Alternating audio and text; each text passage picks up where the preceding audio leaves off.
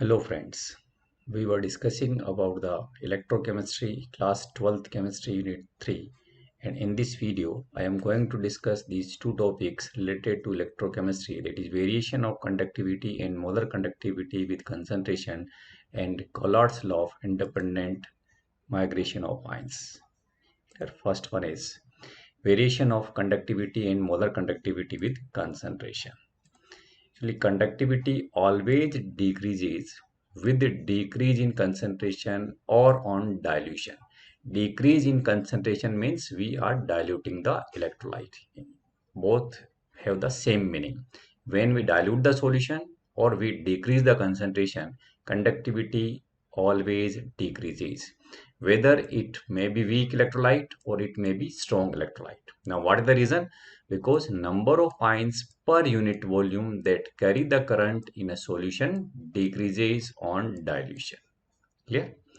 Now, molar conductivity increases with a decrease in concentration or on dilution. This is because the total volume V of solution containing 1 mole of electrolyte also increases. We have discussed that molar conductivity is equal to conductivity into volume. When we dilute the solution, it means volume is increases. But again remember, when we dilute the solution, this conductivity is decreases. But decrease in conductivity is less compared to increase in volume. That's why total effect is molar conductivity is increases. But when we dilute the solution, then there is one situation arises when its molar conductivity becomes constant. And that is known as, that is concentration approaches zero or infinite dilution. So at this condition, whatever the molar conductivity, that is known as limiting molar conductivity. Means conductivity when concentration approaches zero or at infinite dilution, that is known as limiting molar conductivity or conductivity at infinite dilution, and it is represented by the symbol lambda m0. This zero represent, that is zero concentration. But again remember, concentration becomes never zero. We simply can say that when there is the no change in the molar conductivity when we diluting the solution, this situation is known as zero concentration or infinite dilution. Now what is the reason at molecular level? As we know, strong electrolytes are completely ionized in solution at all concentrations. But when we dilute, there is a no change in the number of ions, but the ions become far apart from one another and inter-ionic force decreases. Hence, mobility of ions increases. As a result, molar conductivity of strong electrolyte increases with dilution. Now, what about weak electrolyte? In case of weak electrolyte, as we know, weak electrolytes are not completely ionized. But when we increase the dilution, then degree of dissociation increases as per Ostwald dilution law. That is, on dilution, number of ions in weak electrolyte increases, and these number of ions result in the increase in molar conductivity of weak electrolyte. Clear? Now, there is one Debye-Huckel-Onsager equation. It gives the variation of molar conductivity with concentration. This is the equation. This is lambda m, molar conductivity at any concentration. This is lambda m0, that is limiting molar conductivity, minus A. This A is a constant, and this is the square root of concentration. C is the concentration and its square root. Now, if you plot a graph for this molar conductivity and square root of concentration, then for strong electrolytes, molar conductivity increases slowly with the dilution. You can see from this graph, this we are taking the square root of concentration, and this side, this is the molar conductivity, and this KCl is a strong electrolyte. At any concentration, its molar conductivity is corresponding to this line. And when we decrease the concentration, like if we go from this to this side, there is a slight increase in the molar conductivity of KCl. Clear? And simply we can say we will get a straight line with intercept. Now, what is this intercept?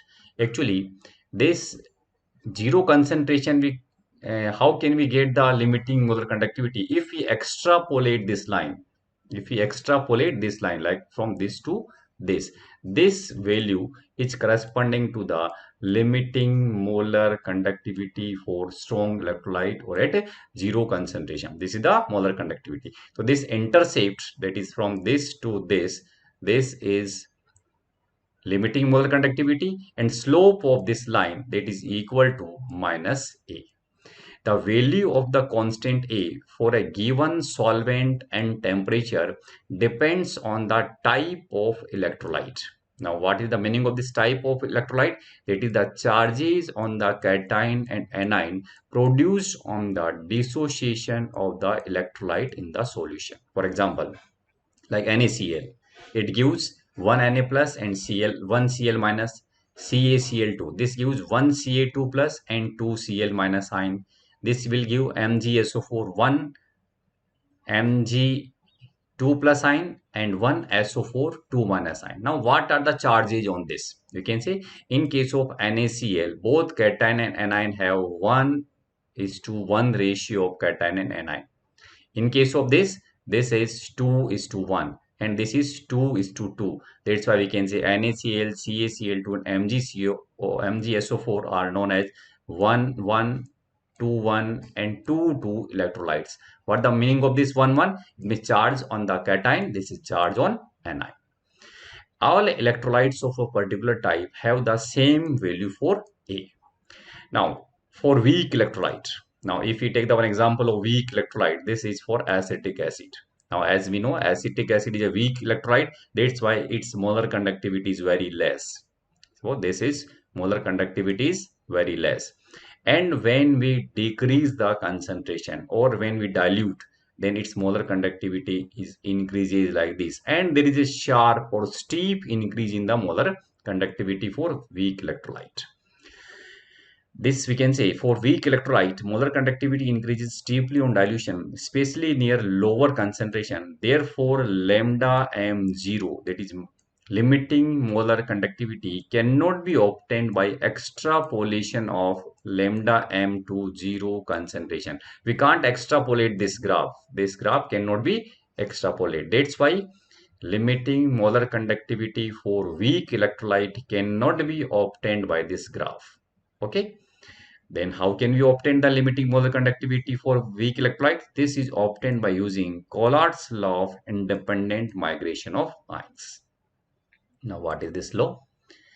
Kohlrausch scientist noted that the difference of limiting molar conductivity of different pairs of electrolytes having a common cation or a common anion is almost same.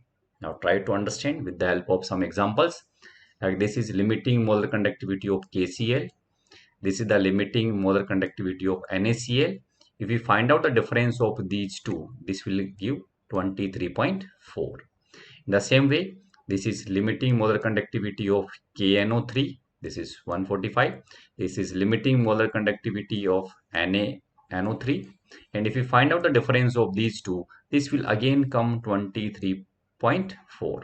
Now again in this case, this molar conductivity for KBr is this one, and for NABr this is this one. If we find out the difference of these, this will come again 23.4. That is, again see, difference of limiting molar conductivity of different pairs of electrolytes having a common cation or common anion is almost same. Now from this, he stated one law, and that is known as the Kohlrausch law of independent migration of ions. And its statement is this: limiting molar conductivity of an electrolyte can be represented as the sum of the individual contribution of the anion and cation of the electrolyte. Or in another words, we can say at infinite dilution, each ion makes a definite contribution towards molar conductivity of the electrolyte irrespective of the nature of their ion associated. That is, whatever the other ion is present, the molar conductivity of a particular ion at infinite dilution is not affected by the presence of another ion. And with the help of formula, we can write this. It is limiting molar conductivity of any electrolyte can be represented like this. This is limiting molar conductivity of a cation. This is lambda negative 0, limiting molar conductivity of anion. This is mu plus is number of cations, and this is mu minus is the number of anions. So this formula we can use. Okay, this is the Kohlrausch law of independent migration of ions. Now, what the application of this Kohlrausch law? We can calculate the limiting molar conductivity for weak electrolyte. With the help of one example, we try to understand this.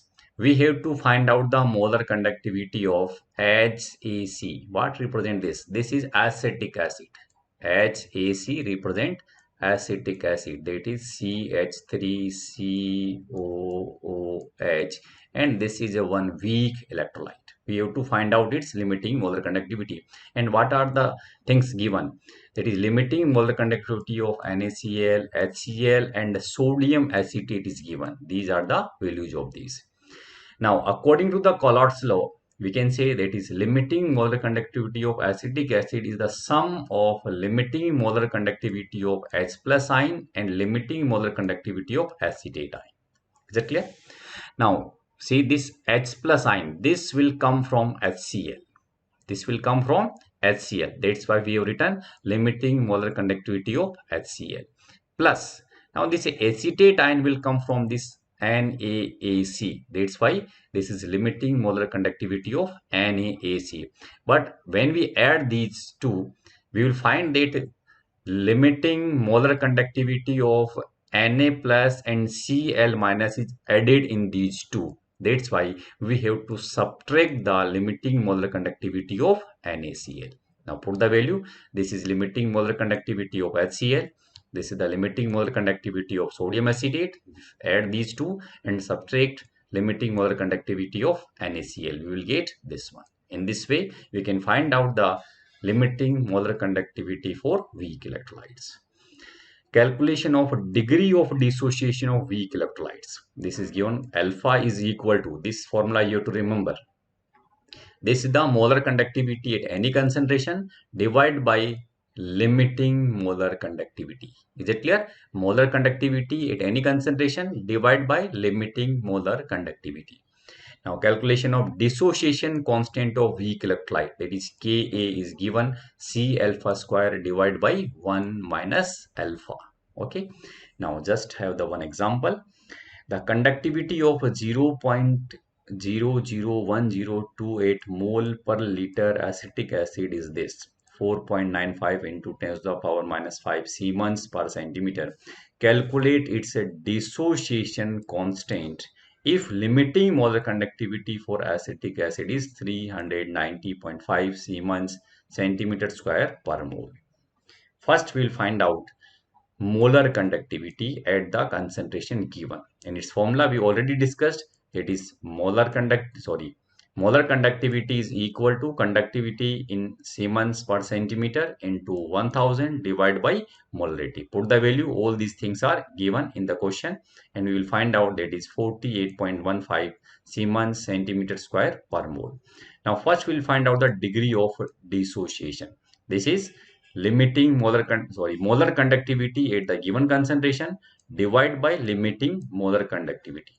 This we have calculated, and this is given in the question, and its value will come this. Now Ka, again use the formula C alpha square divided by 1 minus alpha. Put the value. C is the concentration which is given in the question. Alpha we have calculated. Put the value. Divide by 1 minus alpha, and we solve it. It will come 1.78 into 10 to the power minus 5. Is it clear? Thanks.